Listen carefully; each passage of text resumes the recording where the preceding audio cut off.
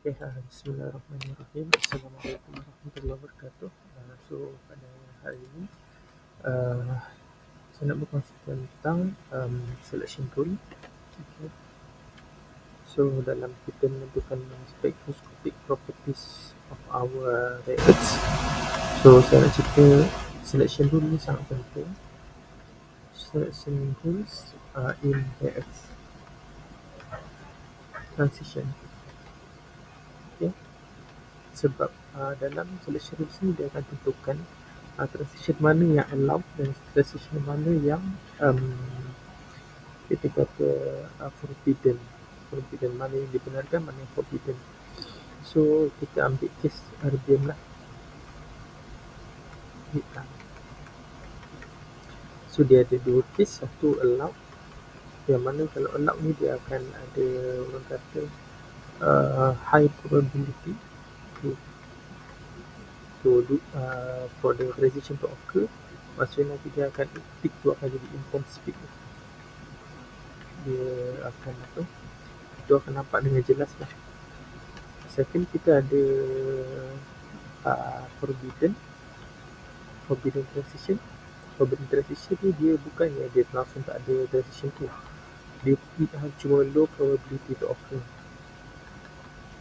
Low probability to occur, dan dia pun akan ada juga, ada case yang ada, tapi dia akan jadi macam small ataupun fade, dia peak yang kecil lah. So dia ada dua case lah. So kenapa kita nak study tentang allowed and forbidden ni?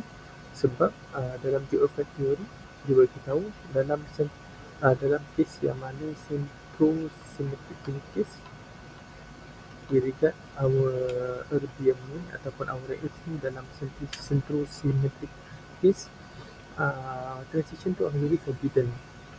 So dia dalam centrosymmetric punya cases, transition of reactants akan jadi forbidden. Jadi apa yang menyebabkan dia boleh apa yang menyebabkan kita boleh nampak peak-peak yang kita buat dalam Lewis ataupun definition itu adalah disebabkan oleh pengaruh non-centrosymmetric ataupun asymmetric. Pengaruh asimetri ataupun pengaruh daripada non-centrosymmetric ataupun pengaruh daripada kovalensi. Benda tu menyebabkan kita boleh nampak peak tu, masih pengaruh luar lah. Tapi sebelum benda tu discover dalam geoffrey theory. Tapi sebelum buat teori tu, kita kena tahulah kenapa reactant ion dalam kes kita bentuk erbium, kita guna selection rule, kenapa boleh jadi forbidden transition. Kenapa transition tu sebenarnya tak ada pun forbidden, dia bukan tak ada, dia less probability. So dia bagi contoh kenapa. So dalam selection rule ni dia ada beberapa selection rule yang kita kena patuhi untuk satu-satu transition tu to be allowed. Okay, so saya refer kepada paper ni. Dia ada satu, kita kena melepasi transition magnetic dipole. Kita kena for geoffrey theory, untuk satu transition berlaku, kita consider for the electric dipole sahaja. Selection rule ni adalah first adalah spin punya selection rule S. So perbezaan antara ground state dan excited state must be zero, and then L is angular momentum selection rule.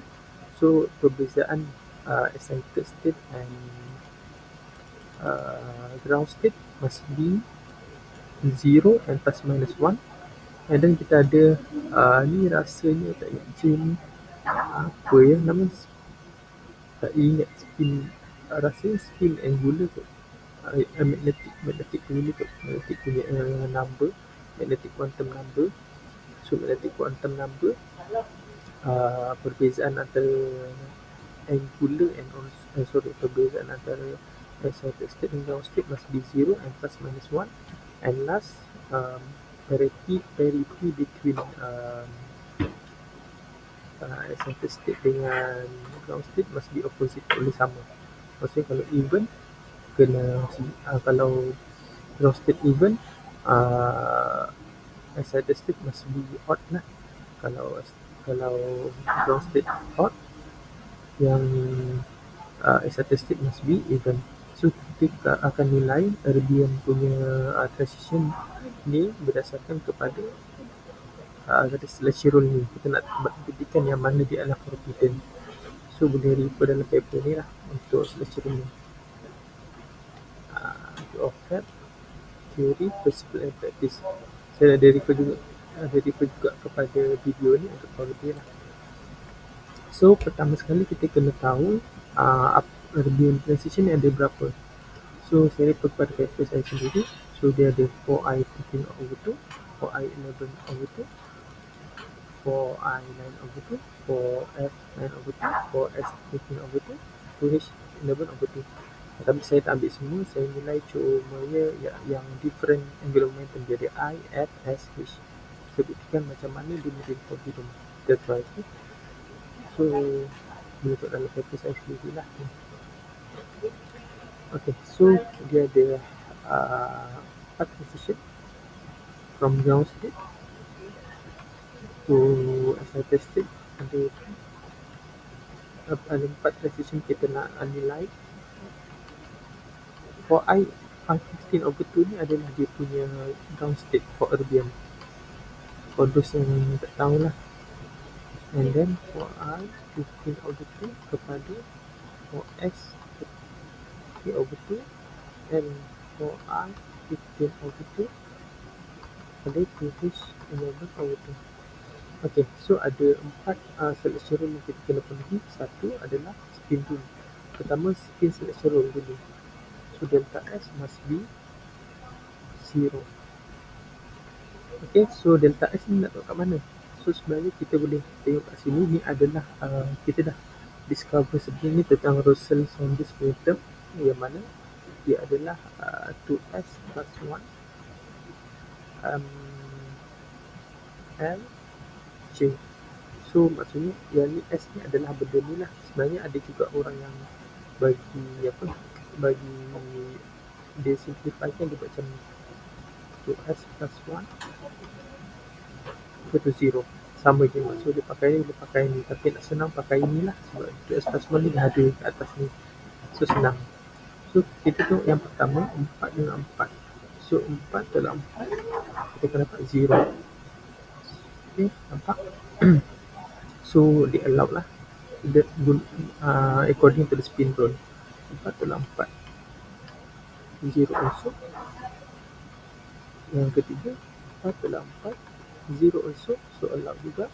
Yang terakhir 4 dalam 2, so 2. So ini adalah forbidden, so boleh buang. So menggunakan selection rule dan 2H11/2 transition ni dah menjadi forbidden, so terus buang. Okay, so next kita pergi kepada angular momentum punya selection rule. So angular momentum punya selection rule, delta L must be 0 or plus minus 1. Okay, so kita pergi pada yang ni. So I, so adalah I, kalau kita tengok pada SPDF,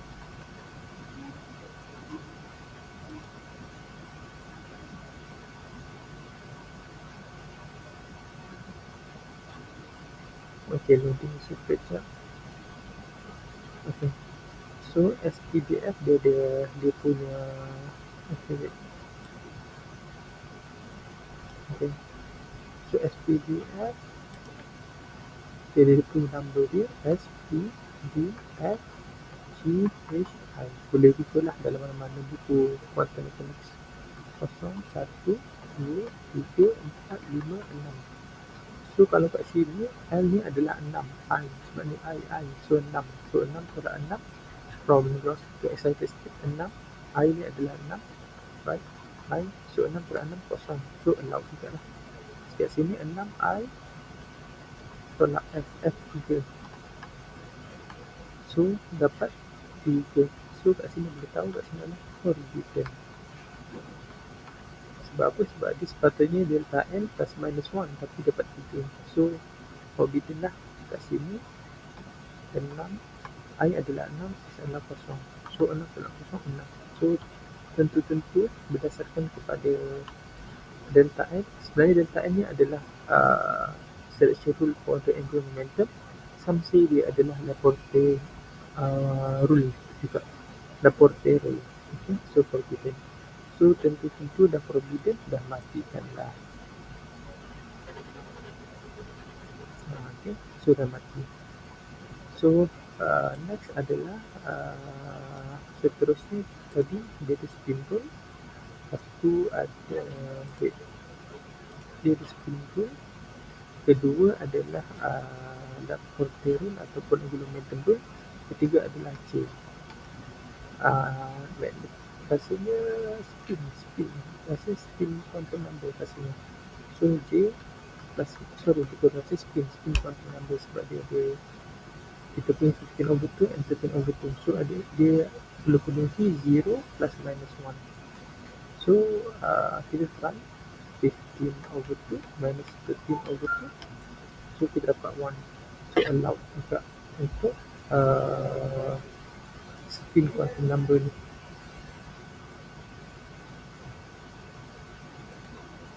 Spin kan magnetic quantum number. Tapi boleh refer balik lah pada previous video saya pun terlupa. Okay, so kat sini spin quantum number allowed. So last adalah parity. So parity macam mana kita nak tahu? Parity dia punya equation dia adalah P equal to negative 1 L. So kalau kita dapat positif, dia akan even. Kalau dapat negatif, odd lah. Positive 1 even, negative 1 odd. So kita tengok ni, L dia adalah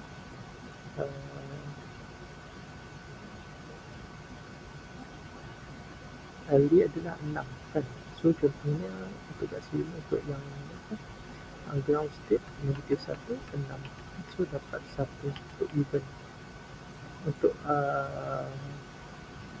excited state negatif 1, 6 juga sebab I kan, berdua I. So 1 dapat even. So kalau even bersama dengan even, dia akan dapat even. So dia parity dia adalah sama, same, even dan even, dia not opposite. Sebab tu lah dia dapat even dan even, dapat even juga. So bila macam tu maksudnya dia adalah forbidden. Okay, forbidden. Sebab dia sepatutnya kena opposite. Kalau nak allow, dia kena satu even, satu odd. Tapi kat sini dua even, so dia juga adalah forbidden by parity selection rule. Okay, so kat sini saya buktikan yang mana Erbium punya transition ni memang semua adalah forbidden. Okay, so untuk so selepas ini kita apa yang menyebabkan untuk geometry theory, apa yang menyebabkan satu-satu transition tu dapat forbidden. Lepas tu kita boleh nampak allowed pula disebabkan oleh asymmetry and also covalency yang mana kita akan cuba discover lah. Okay, so harap bermanfaat. Terima kasih.